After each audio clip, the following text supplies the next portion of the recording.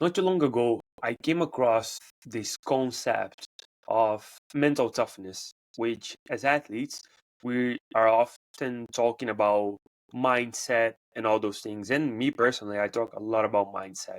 But I came across with mental toughness, and I think it's time to share with you guys what it is mental toughness and why does it matter? And then how can we become mentally tougher and actually improve our results on and off the field.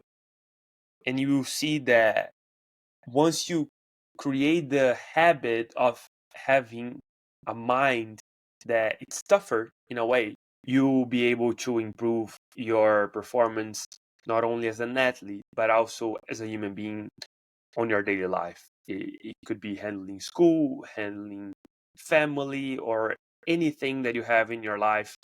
If you become mental tougher, you'll be able to achieve way more than you can possibly imagine. But anyways, mental toughness, it's the ability to stay focused, to stay confident and resilient under pressure. It's not about not having emotions, I think nowadays we talk a lot about mental health and we forget to talk about mental toughness.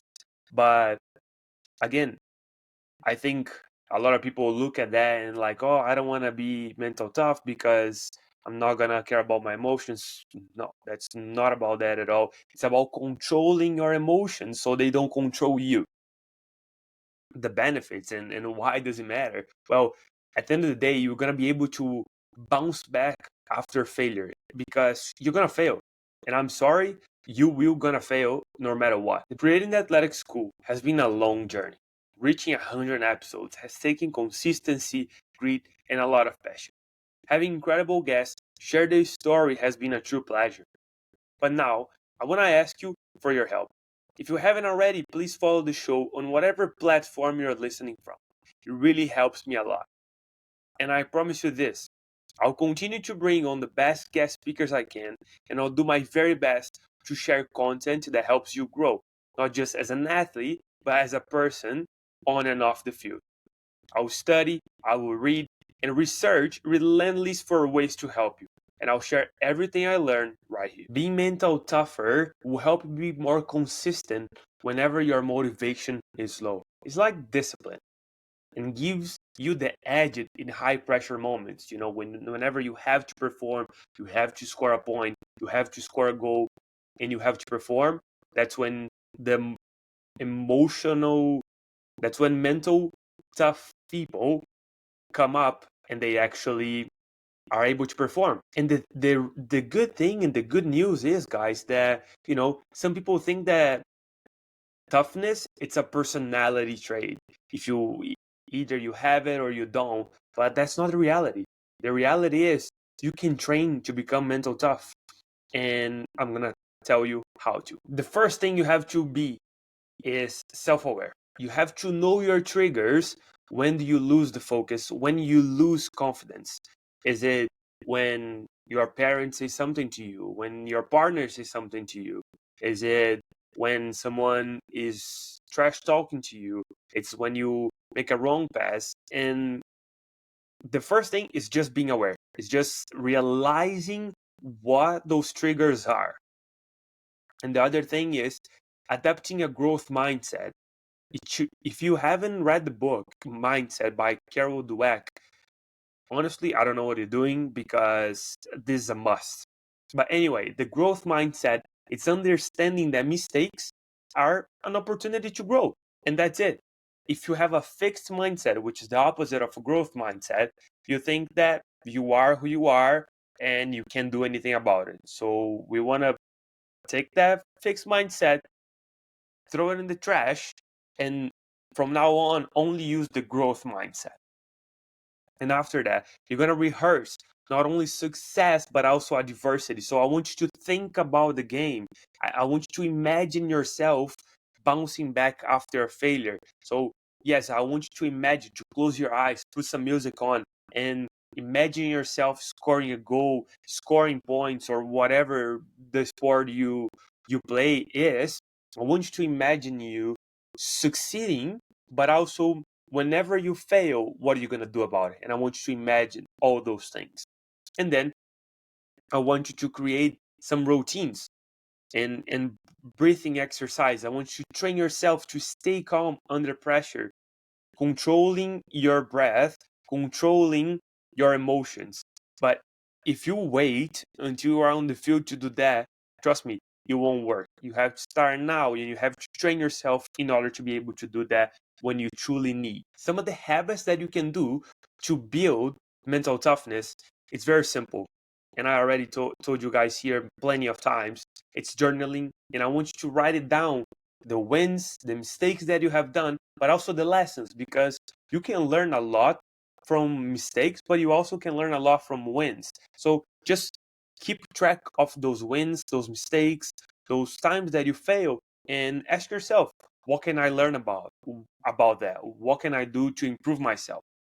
And then the next thing is you have to be uncomfortable. You have to seek discomfort.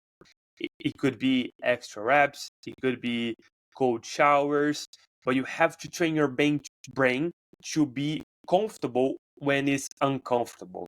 You know, and maybe he's taking a cold shower, like I said, and maybe I was a goalkeeper, and sometimes I would ask to play on the field because I was not good. I wanted to improve myself, but I also wanted to put myself in a position where I had to be uncomfortable. Everything was new. I had to turn on my back, something that as a goalkeeper, I never done it before. So find ways to be uncomfortable. Do things that you don't want to do it. And that will help you train your brain to be comfortable with the uncomfortable. And then you have to understand that consistency over motivation. You have to show up even on bad days. And I mean, as an athlete, as a high performer, you have to understand that, I mean, this is just the basics, guys. If you are not showing up when you don't feel good, what are we doing? Right? If you wanted to be great, if you wanted to improve yourself, not only as an athlete, like I said before, but as a human being, you have to show up. You know, you simply can't find an excuse and find reasons every single time you don't feel good. Are you gonna tell your boss you don't feel good today? Are you gonna tell your coach you don't feel good today? What if you sign $1 million contract and you're playing for, in soccer terms, playing for Real Madrid? Are you gonna tell them that you don't feel good, so you're just not gonna show up? That's not an option. So this should be the basics. And at the end of the day, I want you to reflect and ask yourself, what did I learn today? And then you can write it down, or you can simply just meditate on that. And what have you learned that day? Did you win? Did you lose? Nothing happened. Okay, but what did you learn? And then again, mindfulness, meditation, focus, and reduce overthinking during competition. Those things will help you become more resilient, but also be able to help you focusing on what truly matters and reduces that overthinking during a competition, during an event, a game, or prior to a game, prior to a competition. And again, you have to understand that these things are the basics that elite athletes have been doing for decades. If you look at Michael Jordan, when he was cut from his varsity team, he went on his room and he stayed there for hours until he came out. And then that's when he became the Michael Jordan that we know nowadays. Serena Williams, she simply sticks to routines instead of letting the emotions take over, even when, you know, she has to score to win the game or she has to score not to lose the game, but she sticks to the same routine for every single point. And then when Kobe Bryant, obsessed with visualization, put his AirPods on and simply just imagine everything going the way that he wanted to go. And even, you know, there's Michael Phelps as well, that he's talking about his Olympics, about his time at the Olympics, and he imagined the water getting to his swimming goggles and how he would deal with that. And he ended up winning a gold medal after that. And then Simone Biles, where she redefined toughness by protecting her mental health on the world stage. So there's many examples out there that you can think, that you can look at it, and you can inspire yourself with. And even the Navy SEAL, that they introduced a 40% rule, where there's something called the 40% rule that the Navy SEALs live by. It is this idea that whenever you feel like quitting, when you feel like you're done, you're actually just 40% to your true capacity. That means that there's 60% left in the tank. And I learned that honestly with my half Ironman, where doing the swimming, which is the first part, you know, um, I was breathing wrong in the beginning for the first 5 to 10 minutes, and then my body and my brain wanted me to stop and to catch the breath. And I simply just told myself, no, I have to keep going. And the same thing on the bike, and especially on the run, because my body wanted to stop every single time. And I got through it. I got through it. And that's what you have to understand, that sometimes your brain will tell you to stop, but it's just a survival mechanism that we have. But in reality, we are not in the jungle anymore, guys. You have to understand that we are not in any life-threatening situation. We have to understand that we have so much potential, but oftentimes we decide to put limits into ourselves and simply stop. But we're made to live through, we're meant to live by our full potential. And the only way you can do that, it's by using this 40% rule, that there's always more left in the tank. You can always go longer than you can possibly imagine. So just to recap, again, start small, be resilient with daily habits. You can start by journaling a little bit. You can start by taking a few walks. You don't have to do everything at once, but just start small. Think about the growth mindset.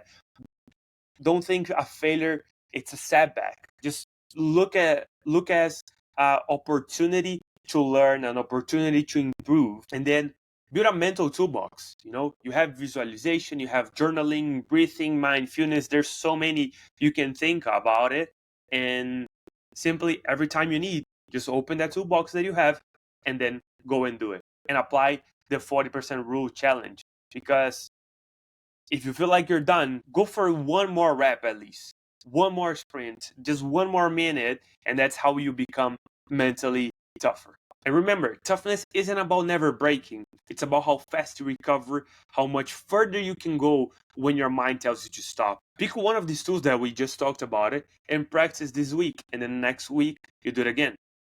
And if you think that this episode helped you, share with a teammate, a coach, or a friend that needs to hear it. And don't forget to follow the show so you don't miss the future episodes. Stay tough, stay consistent. I'll see you guys next time.